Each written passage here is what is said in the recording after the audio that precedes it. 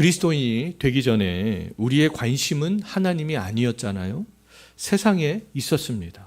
육신을 즐겁게 하고 평안하게 하고 나를 만족시키는데 우리는 관심을 가지고 살아갔습니다. 그러나 그리스도인이 된 지금은 그렇지 않잖아요. 더 우리의 믿음이 성장하면 성장할수록 하나님을 향한 그런 관심은 점점 더 증대되어져 갔고요. 또 점점 더 하나님이 우리의 인생의 목적이 되어져 갔잖아요. 어떻게 하면 더욱더 하나님을 기쁘시게 할까? 그런 것들이 우리의 인생의 목적이 되어져 갔습니다. 믿음이 성장할수록 왜요? 하나님의 존재가 더욱더 우리에게 확신 있게 다가왔기 때문이 아니겠습니까? 이처럼 신앙 생활을 한다라는 것은요, 하나님 중심적인 삶을 사는 것이 되겠습니다. 신앙 생활을 한다는 것, 또 그리스도인이 되었다는 것, 하나님을 믿는다라는 것은요, 우리의 모든 관심을 누구에게 집중을 하는 것이겠습니까? 하나님께 집중하는 거잖아요. 신앙이 더욱더 성장할수록, 또 그리스도인 다움이 더욱더 성성할수록, 하나님을 믿는 믿음이 더욱더 커질수록 어떻게 되겠습니까? 자연스럽게 우리의 모든 것들은 하나님께 집중할 수밖에 없게 되는 거잖아요. 신앙생활을 잘하는 사람들은 모든 면에 있어서 하나님 중심적으로 생각하고 하나님 중심적인 삶을 사는 사람들이 되겠습니다. 하나님 중심적인 삶의 그 최고봉은요, 복음 전도 그리고 거룩한 삶, 이 두 가지라고 말할 수 있겠습니다. 하나님 중심적인 삶, 그리스도께 우리의 삶의 중심이 맞춰지면 맞춰질수록 영혼을 생각하는 그런 마음 때문에 복음 전도에 관심을 갖게 되는 거고요. 하나님께서 거룩하신 것처럼 또 거룩한 삶에 자연스럽게 관심을 갖게 되는 거잖아요. 하나님의 관심은 죄인의 구원에 있고, 하나님이 거룩하신 것처럼 구원받은 백성들이 거룩하게 되는 것에 관심이 있기 때문에 그렇습니다. 하나님의 관심에 우리의 관심이 자연스럽게 맞춰지게 되는 것이죠. 2000년 전 하나님 중심적인 삶을 살았던 사도 바울의 관심, 그럼 어디에 있었겠어요? 언제나 죄인들이 구원받는 것, 또 구원받은 백성들이 구별되이 거룩하게 하나님 중심적인 삶을 살아가는 것. 항상 사도 바울의 관심은 이 두 가지에 있었어요. 사도 바울은 이 두 가지를 이루기 위해서 복음 전도를 끊임없이 다녔던 것이고요. 성도들의 변화를 위해서 편지를 기록하여 보내고 방문하고 또 다른 사도를 보내고 그런 사역들을 했던 것이죠. 고린도 교회는 사도 바울이 2차 전도 여행을 하면서 세웠던 교회잖아요. 사도 바울은 약 18개월 동안 고린도에 머물면서 그 죄인들이 구원을 얻도록 말씀을 증거하고 가르쳤습니다. 바울의 복음 전도로 고린도 성도들은 주 예수 그리스도를 믿고 주의 이름을 부르는 신앙생활을 하게 되었잖아요. 그리스도인이 되었습니다. 이제 고린도에도 구원받은 하나님의 백성들이 생기게 되었던 것이죠. 구원은 하나님 중심적인 신앙생활을 할 수 있는 그러면 첫 시작점이 되겠습니다.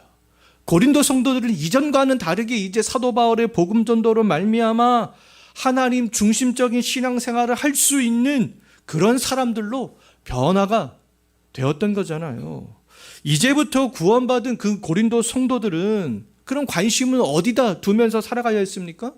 하나님 중심적인 신앙생활, 거기에 관심을 두며 그들의 남은 인생들을 살아가야 했던 것이 아니겠어요. 여기 있는 우리들도 하나님 중심적인 신앙생활을 평생토록 해야 될 그런 사람들이잖아요. 근데 이것은 우리의 믿음이 성장할수록 자연스럽게 그렇게 될 수밖에 없습니다. 그리스도 밖에 있을 때 하나님은 보이지 않았습니다. 내가 원하는 대로 그렇게 살아갔잖아요. 그런데 이제는 그렇지 않습니다. 왜요? 하나님이 보이기 때문에. 하나님이 원하시는 삶들이 정말 내 안에서 끊임없이 올라오기 때문에 이렇게 하나님께서 이런 삶을 살아가도록 나에게 원하시는데, 요구하시는데, 그러니까 그런 마음들이 끊임없이 올라오잖아요. 하나님의 말씀 앞에 서야 하나님 중심적인 삶들을 지속적으로 살아갈 수 있습니다. 그것은 구원받았던 고린도 교회 성도들도 마찬가지였어요. 우리는 지난 43주 동안 고린도 전서를 통하여서 이 내용들을 다 살펴봤습니다. 그들은 구원을 받은 백성이었지만 하나님 중심적인 거룩한 삶을 사는 데에는 아직 부족한 점들이 굉장히 많이 있었습니다. 신앙생활은 했지만 하나님 중심적인 신앙생활들을 하지 못했기 때문에 아주 여러 가지 많은 문제들이 나타났던 것이 아니겠어요. 사도 바울은 고린도 성도들이 정말 말씀 앞에 서기를 원했습니다. 하나님 중심적인 삶을 살아가기를 원했어요. 말씀 앞에 설 때 하나님 중심적으로 신앙생활을 하지 못하는 그 자신의 모습들이 그때야 비로소 보이기 때문에 그렇습니다. 말씀 앞에서 나의 생각과 나의 감정과 나의 삶을 딱 비교해 보면 내가 하나님 중심적인 삶을 내가 살아가지 못하는구나. 그때야 비로소 발견되는 거 아니겠어요. 사도 바울은 구원받은 성도들이 하나님 중심적인 신앙생활을 할 수 있도록 굉장히 다방면으로 노력했어요. 그들이 말씀 앞에 설 수 있도록 다방면으로 노력했습니다. 사도 바울은 구원받은 성도들이 하나님 중심적인 그런 신앙생활을 할 수 있도록 연속해서 무엇을 보냈습니까? 편지를 보냈잖아요. 연속해서 보냈습니다. 성경에는 고린도 전서와 고린도 후서만 있지만 고린도 전서와 후서를 우리가 읽다 보면 고린도 전서와 고린도 후서 외에도 이 사도 바울이 2번의 편지를 더 보냈구나라는 것을 알 수 있습니다. 그런데 안타깝게도 현재에는 고린도 전서와 고린도 후서 외에 다른 2번의 편지는 남아있지 않습니다. 첫 번째 편지는요, 고린도 전서를 보내기 전에 한 번 보냈던 적이 있어요. 고린도 성도들에게. 고린도전서 5장 9절 말씀을 보면 알 수 있는데요. 사도 바울은 고린도전서를 보내기 전에 음행하는 자들과 사귀지 말라. 그것을 당부하기 위해서 편지를 보냈던 적이 있습니다. 이 2번째 편지는 이제 고린도전서가 되겠고요. 3번째 편지는 고린도후서 2장 3절과 4절을 보면 알 수 있는데요. 사도 바울은 많은 괴로움과 걱정 가운데 눈물로 또 고린도 교인들에게 편지를 보냈던 적이 있습니다. 이 4번째 편지는 그러면은 무엇이 되는 거겠어요? 바로 이 고린도 후서가 되는 것이죠. 사도 바울은 에베소에서 2번째 편지인 고린도전서를 보낸 이후에 약 1년 만에 마게도니아 지역에서 고린도 후서를 기록하여서 보냈습니다. 고린도 전서와 고린도 후서는요, 약 1년 정도의 그런 시간의 차이가 있어요. 사도 바울은 고린도 교인들이 하나님 중심적인 신앙생활을 할 수 있도록 4번의 편지를 보냈을 뿐만 아니라 고린도를 2번, 3번 방문했다라는 것을 고린도 후서 13장 1절을 보면 알 수 있습니다. 또 자신이 직접 가지 못하는 상황에서는 디모데와 디도와 같은 사역자를 고린도에 보냈던 것들을 알 수가 있어요. 사도 바울이 이렇게 여러 번 편지를 보내고 직접 또 방문하고 다른 사역자들을 계속해서 보냈던 이유는 한 가지 때문이었어요. 그 한 가지가 뭐겠습니까? 구원받은 백성들이 하나님 중심적인 거룩한 삶을 살아가도록 하기 위하여서 이러한 행동들을 계속했던 것이죠. 그들이 계속 말씀 앞에 설 수 있도록. 구원은요, 그렇다면 완성이 아니라 시작이 되는 거잖아요. 구원이 우리 안에서 시작이 되었다면 하나님 중심적인 바른 신앙생활을 하는 것에 우리는 관심을 가져야 되겠습니다. 하나님은 구원의 은혜를 경험한 우리들이 그냥 그저 그렇게 신앙생활 하기를 원치 않으시는 분이잖아요. 신앙생활을 더 잘하기를 원하시는 분이 되겠습니다. 어제보다 오늘이, 오늘보다 내일이 좀 더 성숙한 신앙인으로 변화되기를 원하시는 분이 하나님이 되겠어요. 우리들이 매일 겸손한 마음으로 말씀 앞으로 나오기를 원하시는 분이 되겠습니다. 내 생각과 나의 어떠한 경험과 내가 처한 환경보다 말씀의 권위에 순종하기를 원하시는 분이 하나님이 되시는 것이죠. 신앙생활을 바르게 하는 것에 우리는 관심을 가질 수 있어야 되겠습니다. 이것은 하나님께서 우리에게 요구하시는 거예요. 사도 바울이 4번의 편지와 3번의 방문과 다른 사역자들을 자기 자신 대신 보내는 다양한 방법으로 이 고린도 성도들을 권면했듯이 우리들도 다양한 방법으로 말씀 앞에 서야 신앙생활을 바르게 할 수 있게 되는 것이 아니겠습니까? 신앙생활은 날마다 말씀 앞에 서는 거예요. 신앙생활을 잘하기 위해서는 날마다 말씀 앞에 서야 됩니다. 그리고 그 말씀 앞에 섰을 때 나의 부족한 점들이 보이잖아요. 나의 현재의 믿음으로 그것들을 지킬 수 없는 나의 연약한 모습이 보이잖아요. 그럴 때 또 주 앞에 나와서 그 말씀을 붙잡고 기도하는 것이죠. 성령을 의지하면서 기도하는 거예요. 그런 사람들이 정말 성숙한 신앙인이요, 하나님 중심적인 신앙생활을 하는 사람이라고 말할 수 있겠습니다. 신앙생활은 말씀으로 점검을 받고 돌이키면서 우리의 전인격을 하나님께 집중시켜 나가는 것이 되겠어요. 이러한 일들은 죽는 날까지 반복이 되는 일들이 되겠습니다. 계속 반복이 돼요.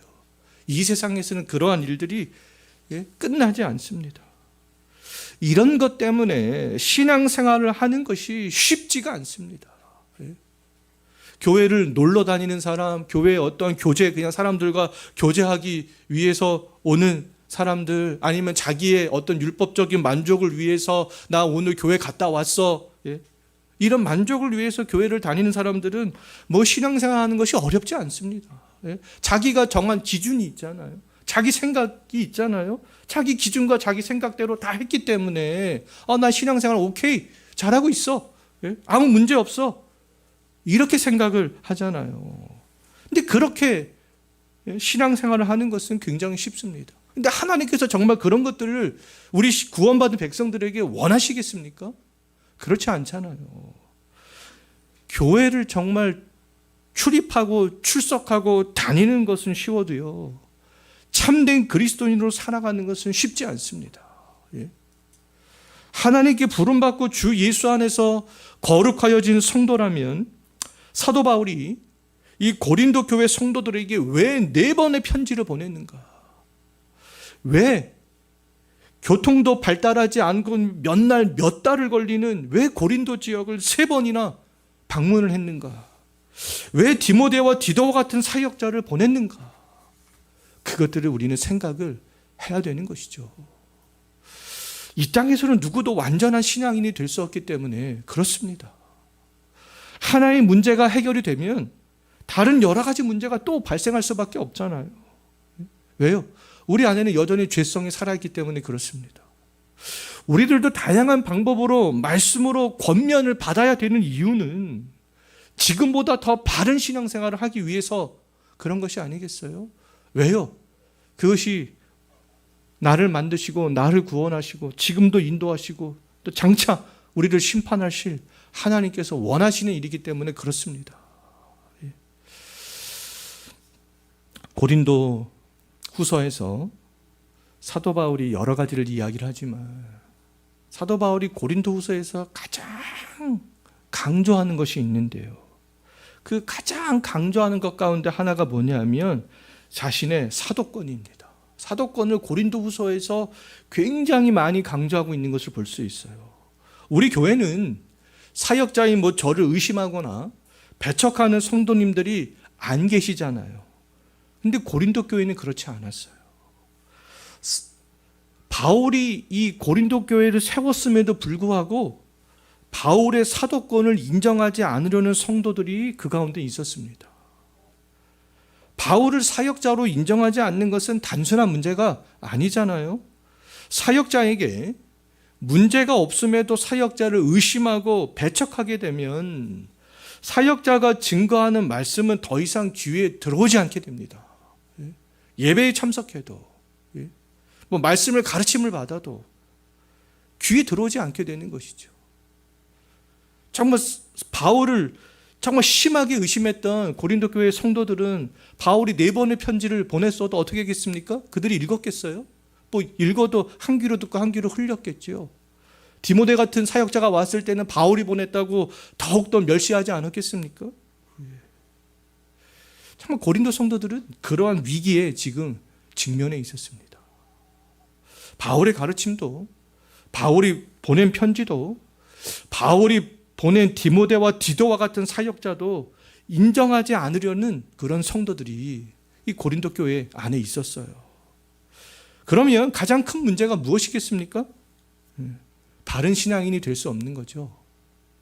하나님과는 상관없는 자기 중심적인 자기 생각대로 신앙생활을 하는 그런 교인으로 전락하게 되는 거 아니겠어요? 말씀과는 상관없이 자기의 생각과 감정대로 신앙생활을 하게 될 수밖에 없잖아요. 이러한 일들은 고린도 교회뿐만 아니라 오늘날 교회 안에도 굉장히 만연하고 있습니다. 주변에서 들려오는 이야기를 들어보면 사역자와 갈등 관계에 있는 성도들이 굉장히 많이 있어요. 많은 성도들이 사역자들을 신뢰하지 않습니다. 성도들이 사역자를 신뢰하지 않는 이유는 들어보면 굉장히 다양해요. 근데 사역자에게 정말 잘못이 있어서 신뢰하지 않는 것은 정당한 이유가 될 수 있어요. 그러나 이 고린도 교인들처럼 정당한 이유 없이 자기 생각과 기준에 맞지 않는다는 이유로 바울을 신뢰하지 않는 것은 큰 문제가 아니겠어요. 아볼로파들은 아볼로는 말은 굉장히 잘하는데 바울 너는 말을 잘 못하지 않느냐. 하물며 심지어는 너의 외모가 왜 이렇게 형편이 없어. 이렇게 이야기하는 그런 성도들도 있었습니다. 근데 사도 바울은 참된 사역자였잖아요. 다만 고린도 성도들이 생각하는 인간적인 기준에 맞지 않을 뿐이었습니다. 사역자가 정당한 말씀을 선포함에도 자기 기준에 맞지 않는다는 이유로 고린도 성도들처럼 사역자를 배척하는 것은 잘못된 거 아니겠어요? 만약 사역자의 잘못으로 신뢰관계가 깨어져서 사역자가 선포하는 말씀이 들리지 않는다. 저 사역자는 너무 많은, 내가 보니까 죄들이 있고 흠결이 있어. 더 이상 저런 사역자의 말을, 저 선포하는 가르치는 말씀을 들을 수가 없어. 그러면 어떻게 하면 되겠습니까? 사역자에게 그런 잘못이 있을 때 사역자가 회개하지 않을 때는 나의 영혼과 바른 신앙생활을 위해서 교회를 당연히 옮겨야 되는 거 아니겠어요? 그런데 반대로 말씀 사역자가 정당한 말씀을 선포하고 있음에도 특별한 어떤 흠결이 없음에도 사역자를 불신하는 그 마음 때문에 자기 기준과 생각에 맞지 않는다는 그 이유만으로요. 사역자가 선포하는 말씀을 들으려 하지 않는다면 그것은 회개하고 돌이켜야 될 일들이 되겠습니다. 고린도 성도들은 지금 어디에 해당되는 거예요? 후자에 해당되는 거잖아요.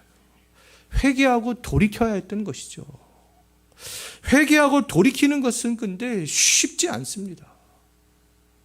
일반적으로 사역자에 대해서 마음이 닫혀 있으면 말씀에 대해서도 마음이 닫히기 때문에 회개하고 돌이키기가 쉽지 않은 거죠. 어떤 좋은 말씀을 증거해도 들으려 하지 않습니다. 오늘날에 사역자에 대해서 마음이 닫혀서 말씀을 듣지 않을 뿐만 아니라 세상의 것들로 가득한 생각과 예배에 집중하지 못하게 하는 여러 가지 그 감정들 때문에 마음이 닫힌 채로 예배의 자리에 앉아있기도 해요. 그렇기 때문에 20년, 30년 교회를 다녔어도 몸은 여기 와서 앉아있지만 말씀에 또는 하나님께 집중하지 않기 때문에 신앙이 성장하지 않는 것이 아니겠어요. 그렇기 때문에 우리 부모된 우리 신앙인들은요, 가정에서 자녀들의 신앙들을 점검하고 가르치는 것들이 그래서 반드시 필요합니다.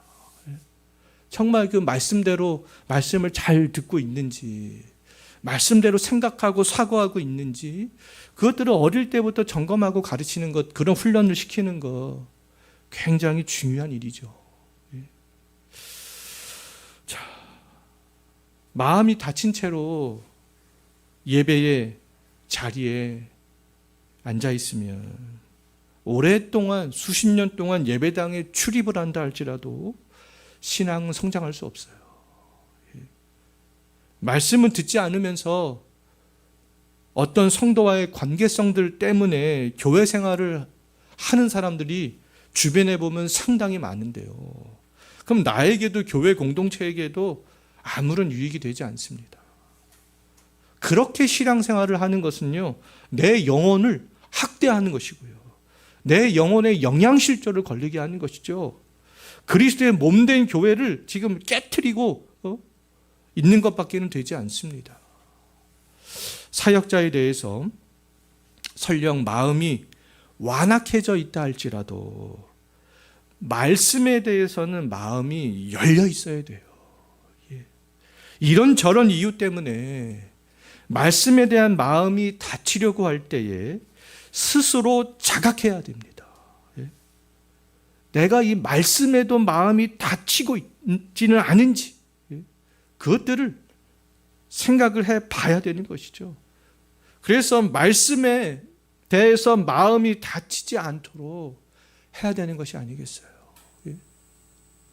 우리 성도님들에게는 해당이 되지 않지만 어떤 교회 성도님, 많은 성도님들이 목사님이 막 말씀을 선포하는데 듣지 않습니다.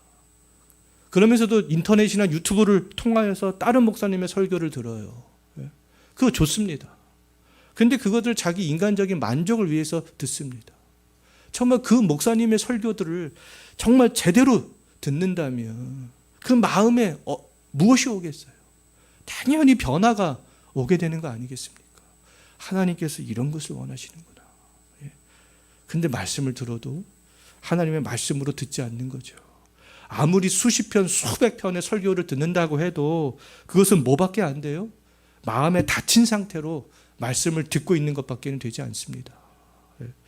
사도 바울을 불신했던 고린도 성도들이 가장 시급하게 해결을 해야 될 일들은 뭐였겠습니까? 열려진 마음으로 바울이 보낸 편지를 읽는 것이었죠. 그들이 그것을 가장 시급하게 해야 될 일들이었습니다. 고린도 교회 성도들의 마음은 쉽게 열리지는 않았지만 그래도 다행히 조금씩 열렸어요. 고린도 성도들은 사도 바울이 보낸 편지를 읽으면서 또 주변에 있는 또 다른 성도들이 권면하는 소리를 들으면서 바울이 보낸 또 다른 사역자인 디모데와 디도의 사역을 통해서 그들이 조금씩 돌이키기 시작했습니다. 성도들이 회개하고 돌이켰다라는 것들을 고린도후서 7장 5절부터 9절을 보면 알 수 있어요. 고린도에 갔던 디도는 고린도 성도들이 회개했다는 기쁨의 소식을 바울에게 전하는 것을 볼 수 있습니다. 그들이 지속적으로 말씀을 들으면서 변화되었던 것이 아니겠어요. 신앙생활을 하면서 고린도 교인들처럼 여러 가지 문제에 직면할 뿐만 아니라 때로는 사역자에 대해서 불만을 갖게 될 수도 있습니다. 그러한 상황에 직면했을 때 우리가 반드시 기억해야 될 것은 뭐냐 하면 하나님의 말씀에 대해서는 마음의 문이 닫히지 않게 하는 거예요. 말씀에 대해서는. 고린도 성도들이 다방면으로 이렇게 말씀을 들었듯이 다방면으로 지속적으로 말씀을 접하는 거죠. 하나님께서 나에게 무엇을 말씀하시는가? 내가 어떻게 하면 이 상황 가운데서도 바른 신앙생활들을 할 수 있겠는가? 그런 생각을 하면서 마음의 문을 열고 말씀을 보는 거예요. 그러면 하나님께서 분명히 지금보다 더 성숙한 신앙인의 모습으로 신앙생활을 할 수 있도록 반드시 인도하실 줄로 믿습니다. 고린도 후서는요, 다른 서신서들과 마찬가지로 이제 인사말로 시작을 하는데요. 어떤 인사를 하면서 시작하는지 2절 한번 보십시오. 무엇을 기원합니까? 하나님과 주 예수 그리스도로부터 오는 은혜와 평강을 기원하잖아요. 예. 은혜와 평강은요, 하나님과 주 예수 그리스도가 주시는 거죠. 하나님과 주 예수 그리스도가 주시는 이 은혜와 평강은 구원받은 하나님의 백성들이 바르게 신앙생활을 할 수 있는 원동력이 되겠습니다. 하나님과 주 예수 그리스도가 주시는 이 은혜와 평강만 있으면 어떤 상황에서도 바른 신앙생활을 할 수 있게 되는 것이죠. 설령 말씀을 증거하는 사역자에게 부족한 면이 있어도 이해하고 인내하는 힘이 하나님과 주 예수 그리스도가 주시는 은혜와 평강 안에 내가 머물러 있으면 그 자연스럽게 생길 수 있게 되는 거 아니겠어요? 사역자에게 잘못이 있을 때에는 사역자가 회개하고 돌아오기를 바라는 긍휼의 마음을 가질 수도 있습니다. 안타까운 마음으로 권면할 수도 있어요. 내가 어떤 상태에 있으면요? 은혜와 평강의 상태에 있으며. 고린도 성도들을 비롯하여 우리 모든 성도들에게 필요한 것은 바로 하나님과 주 예수 그리스도가 값없이 주시는 이 구원의 은혜가 되겠습니다.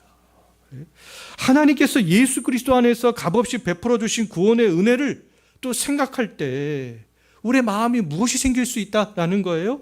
평강, 평안이 생길 수 있게 되는 것이죠. 은혜 안에 있는 그리스도인들은 고단한 인생을 살아갈 때에도 평안을 누릴 수 있습니다. 바울은 고단한 인생을 살았잖아요.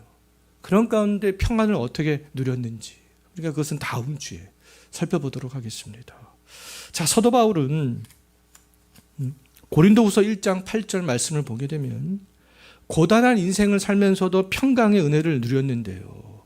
뭐라고 어떤 상황 가운데서 누렸냐면 아시아에서 살 소망이 끊어질 정도로 심한 고통을 당했잖아요. 이렇게 사느니 그냥 죽는 게 낫다. 그런 마음이 들 정도로 심한 고난 속에 있었습니다. 그런데 그의 마음에는 그 순간에도 무엇이 있었어요? 하나님과 주 예수 그리스도가 베풀어 주신 그 구원의 은혜. 나 같은 게 뭐라고? 나를 위해서 주께서 십자가에서 저렇게 죽으셨는가?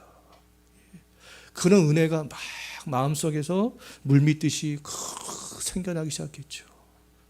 그 은혜가 충만했습니다. 그러니까 내가 죽는 것이 낫다. 막 그렇게 생각했지만 다른 한편으로 그 은혜를 생각하니까 무엇이 올라와요? 그 가운데서도 평안한 마음들이 쭉 생기게 되는 것이죠. 바울은 자신이 과거에 경험했고 지금도 경험하는 그 은혜와 평강을 고린도 성도들도 경험하기를 지금 기원하고 있는 거예요. 고린도 성도들, 너희들 지금 나를 대적하고 하나님 중심적인 신앙생활을 잘하지 못하고 있는데 너희들이 수년 전에 나에게서 복음을 들었대. 그 누렸던 그 구원의 은혜, 그런 말미암아 누렸던 평안들, 그것이 다시 좀 충만해졌으면 좋겠다. 그런 마음으로 지금 이걸 다 기원하면서 그런 상황 가운데, 고린도 성도들의 상황 가운데 이 은혜와 평강을 지금 기원하고 있는 거죠. 자, 만약 나를 대적하고 불신하고 미워하는 성도들이 있다면 정말 사도 바울처럼 그 성도들을 향해서 하나님과 주 예수 그리스도 안에서 경험한 은혜와 평강을 한번 기원해 봤으면 좋겠습니다.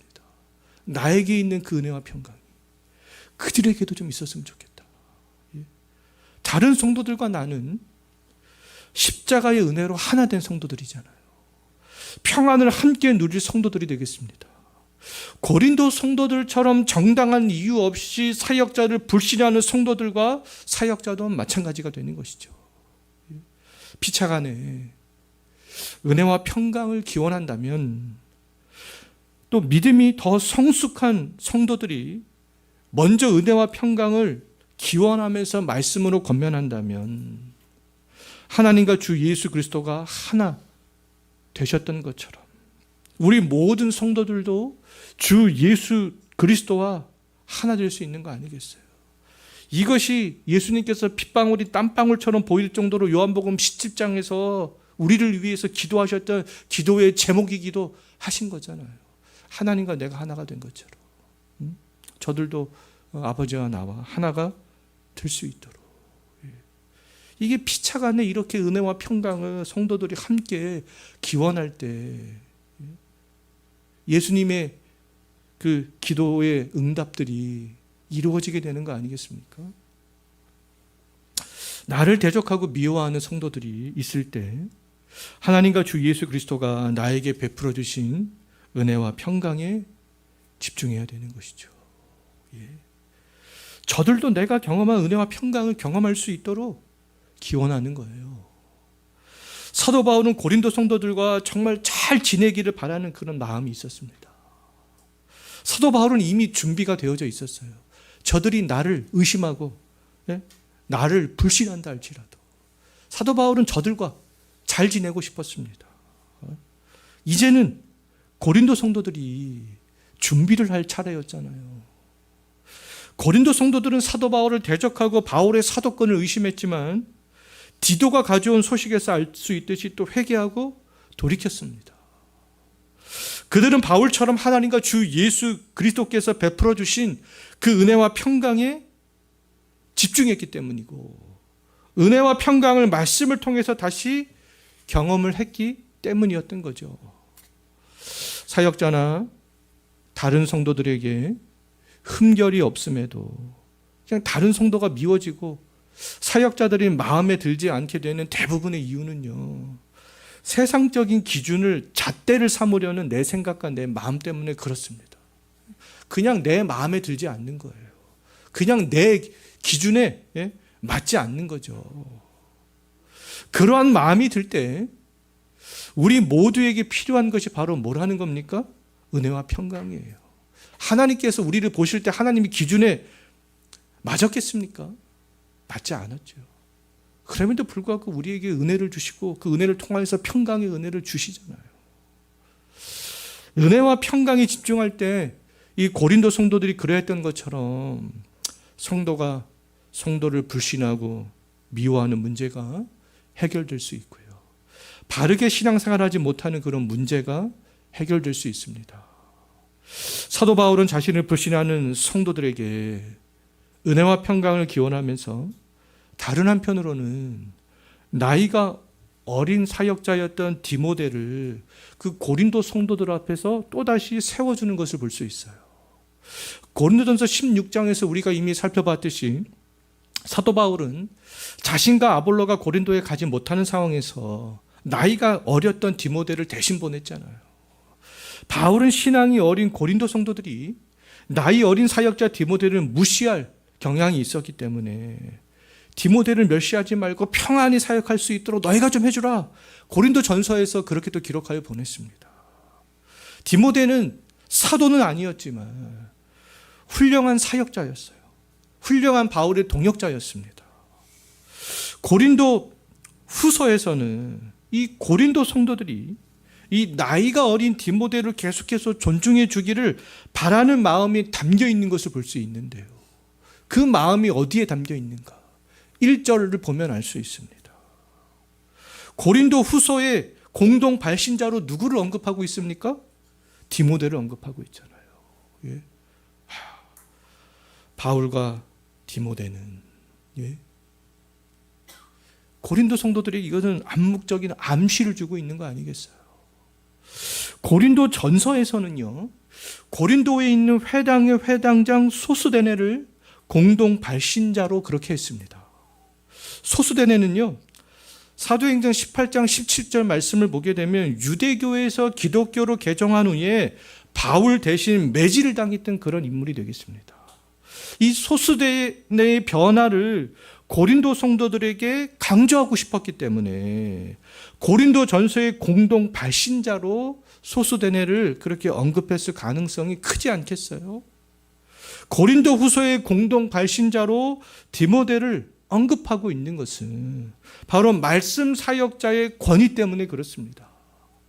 사도성을 의심받았던 바울뿐만 아니라 바울의 동역자였던 나이가 어렸던 디모데가 사역자로서 존중받기를 원했기 때문에 지금 공동 발신자로 그렇게 보내고 있는 것이죠. 정당한 말씀을 선포하는 사역자들이 성도들에게 존중을 받고 사역자로서의 그 권위를 인정받는 것은 대단히 중요한 문제가 되겠습니다. 성도들이, 사역자들이 선포하는 말씀을 듣고 바른 신앙생활을 할 수 있기 때문에 권위를 인정하지 않으면 말씀이 들리지 않습니다. 현재 우리 교회의 사역자는 저 혼자밖에 없잖아요. 그런데 이후에 우리 교회에 또 다른 사역자가 온다면, 주께서 정말 은혜를 주시고 허락하셔서 나중이라도 또 다른 사역자가 온다면, 그 사역자가 흠결이 없이 정당한 말씀을 선포한다면 어떻게 해야 되겠습니까?